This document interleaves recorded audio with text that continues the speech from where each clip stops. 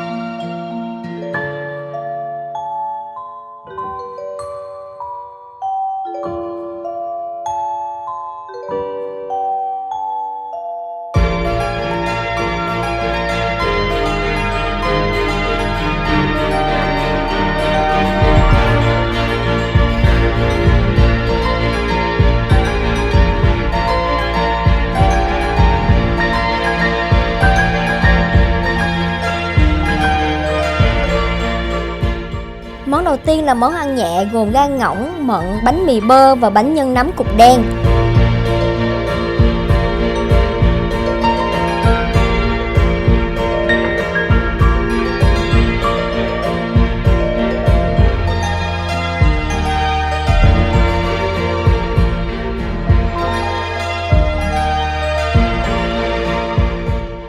Món thứ hai là món mà Tâm yêu thích nhất, là món Ả Rập, gồm có lựu nè, dầu ô liu, thịt cừu nướng, couscous, sốt sữa chua và salad tôm hùm.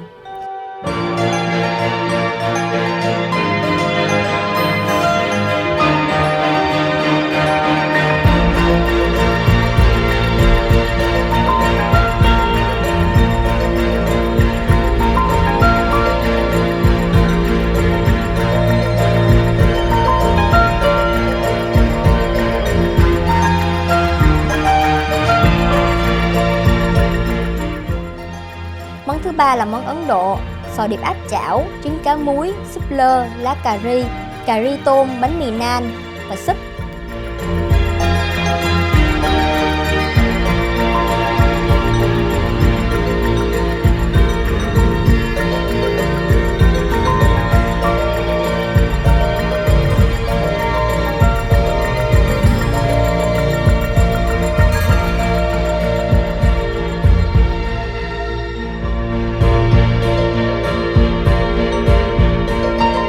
Thứ tư là món kem sorbet gồm có quýt và hạt tiêu hồng. Món này ăn cũng rất là nhẹ, cái vị rất là thanh, không có bị quá ngọt hoặc là quá gắt gì hết.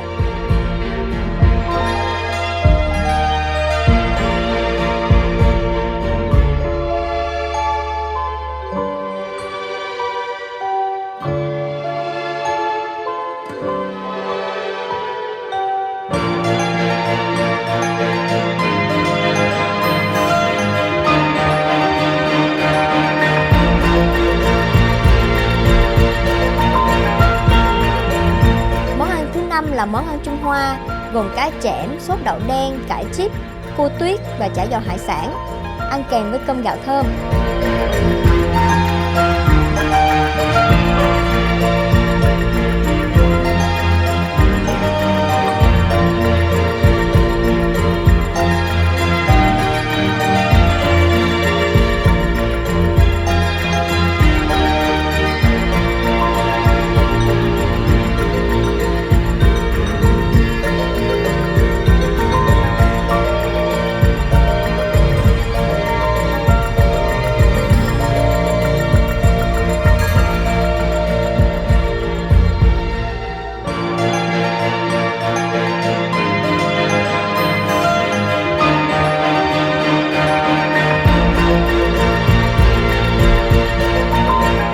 món tráng miệng cũng là món mà Tâm rất là thích nữa, đó là bánh creme brulee cùng với thảo quả và nghệ tây, ăn chung với bánh ngói mè đen và có kem bên cạnh. Cách mà Tâm ăn làm cho cái món tráng miệng này nó ngon hơn đó là ăn chung kem và bánh creme brulee. Xin chào các bạn, Tâm mới vừa từ Port Hyatt về và thực sự đây là một trong những bữa ăn tối mà Tâm nghĩ Tâm sẽ không bao giờ quên. Là cô gái hay mộng mơ, người đã khiến tôi thẫn thờ, cho tôi nhung nhớ bao nhiêu muốn nói với em bao điều rằng tôi đã thương em nhiều.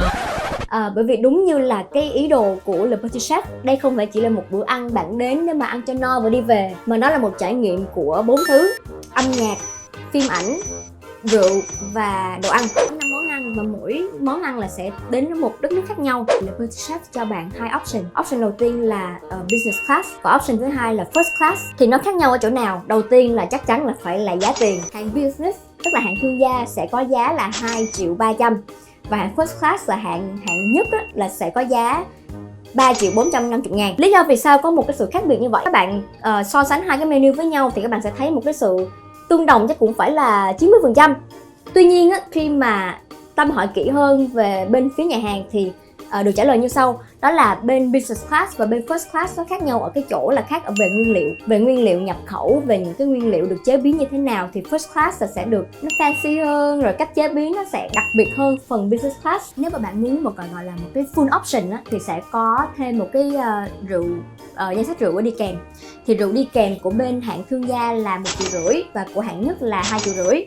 Những ai mà thực sự biết về rượu, rành về rượu thì mới nên có thêm cái rượu đi kèm này.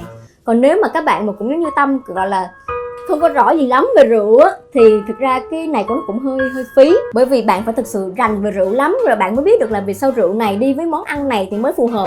Với lại nha, Tâm để ý một điều này. Đó là hôm nay Tâm đến Tâm chọn menu là first class hạng nhất.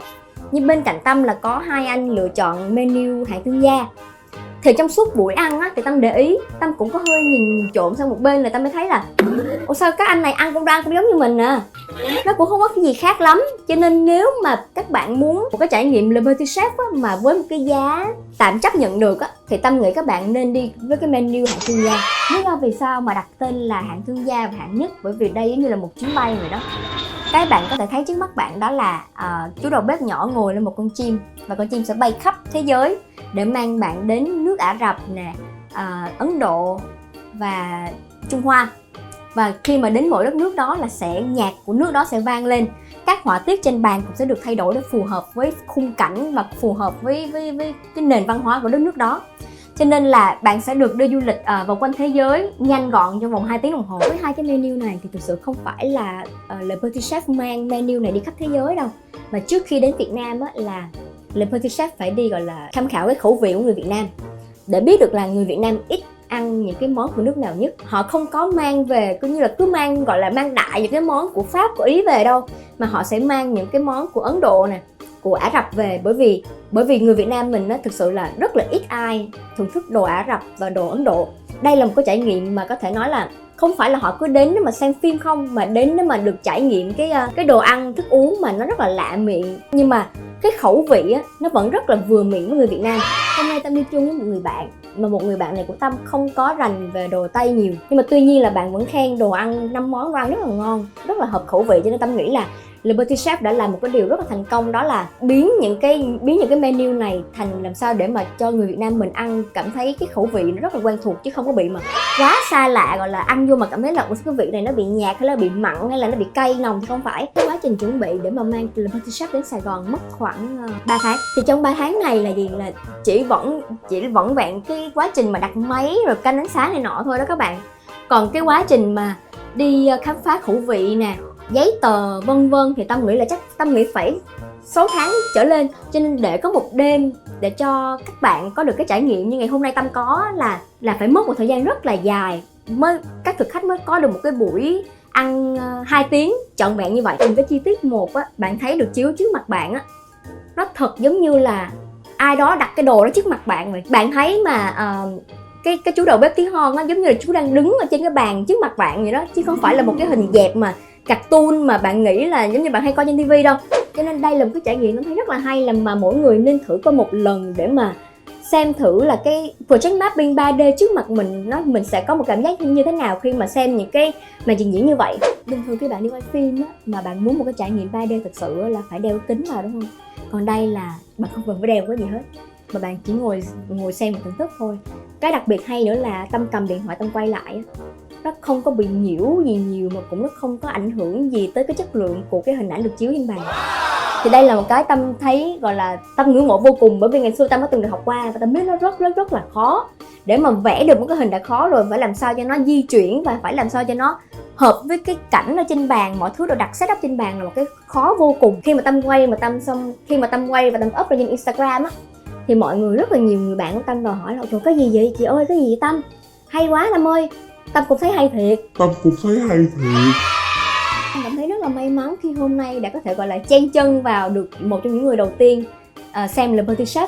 Đâu phải là lúc nào cũng chiếu cả tuần đâu, chỉ có chiếu từ thứ tư đến chủ nhật thôi, là một tuần chỉ có 5 ngày. Một ngày cũng chiếu, không phải ngày nào cũng chiếu 3 lần, mà có ngày chỉ chiếu có 2 thôi. Thì cứ 2-3 lần mỗi ngày, mà mỗi tuần có 5 ngày mà mỗi lần chiếu là chỉ có 12 khách thôi. Cho nên cái khả năng mà để đăng ký được á, nó cũng khá là thấp. Mà Tâm cảm thấy rất là may mắn khi mình có thể đăng ký được là một trong những người đầu tiên, ngày đầu tiên luôn, tham gia vào cái buổi trình chiếu Celebrity Chef này. Đúng là cái giá tiền của hai cái menu này cũng hơi chát thiệt, nhưng mà Tâm nghĩ là nó hợp lý, bởi vì nó không phải là một cái bữa ăn mà bạn đến và bạn ăn no bụng và đi về, mà nó là một cái trải nghiệm hòa quyện của rất là nhiều thứ, của âm nhạc này, của phim ảnh, của rượu và của đồ ăn. Cho nên đây là bạn trả tiền cho cái gì? Trả tiền cho cái trải nghiệm, chứ không phải trả tiền cho đồ ăn. Tâm nghĩ đây là một cái dịp mà các bạn nên đến để thưởng thức thử. Bởi vì Celebrity Chef chỉ có ở Sài Gòn 3 tháng thôi, một thời gian mà không có phải là dài. Đặc biệt là mỗi tuần là chỉ có 5 ngày nữa, cho nên là thời gian không có dài, không có nhiều đâu. Nên Tâm nghĩ các bạn phải nhanh chân lên đến để mà có thể thưởng thức được một cái buổi trình diễn trước mắt mình tuyệt vời đến như vậy. Tâm nghĩ nếu các bạn muốn đến thử nghiệm Celebrity Chef á, thì Tâm khuyên các bạn hãy nên chọn cái menu hạng thương gia và đừng chọn rượu như Tâm. Bởi vì nếu mà không rành về rượu sẽ rất là phí, vừa phí cái dịch vụ mà còn phí tiền nữa. Cho nên chỉ nên chọn business class hạng thương gia và không nên chọn rượu. Cảm ơn các bạn đã theo dõi video này của Tâm. Hãy nhớ like video này và subscribe kênh của Tâm nha.